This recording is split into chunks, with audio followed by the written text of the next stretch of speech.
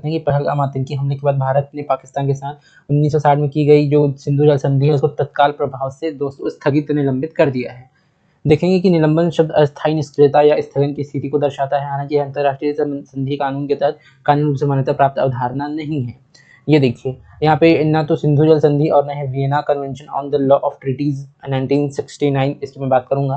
किसी संधि के दायित्वों को रोकने या स्थगित करने के लिए निलंबन को एक वैध आधार के रूप में स्वीकार करता है, यानी कि ये नहीं करता है, ऐसा इसमें कहा गया है। दोस्तों देखिए क्या होता है Vienna convention on the law of treaties, इसके बारे में मैं बात करता हूँ। उसमें कहा गया दोस्तों कि यह एक अंतर्राष्ट्रीय समझौता है जो राष्ट्रों के बीच होने वाली संधियों से जुड़े सिद्धांतों और इस प्रक्रियाओं को स्पष्ट करता है तथा यह उन प्रथागत अंतर्राष्ट्रीय कानूनों को विधिवत रूप देता है जो सरकारों के बीच समझौते के गठन, व्याख्या और क्रियान्वयन को नियंत्रित करते हैं। इसलिए आमतौर पर संधियों पर संधि के रूप में इसको जाना जाता है दोस्तों, कि इसको संधियों पर संधि कहा जाता है, ट्रीटीज ऑन ट्रीटीज कहा जाता है, ट्रीटी ऑन ट्रीटीज।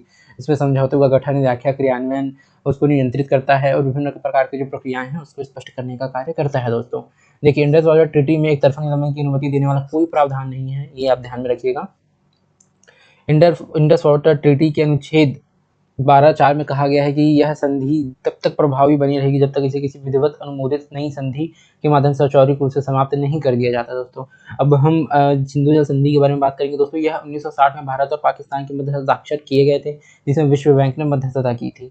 सिंधु और उसकी सहायक नदियों के जल का भारत और पाकिस्तान के बीच इसमें बंटवारा किया जाता है। दोस्तों बंटवारा कैसे किया जाता है आपको मैं बताता हूँ। देखिए आप सभी जानते होंगे कि जो एक नदी है पंचनद नदी जिसके नाम से जानते हैं, एक होती है दोस्तों पूर्वी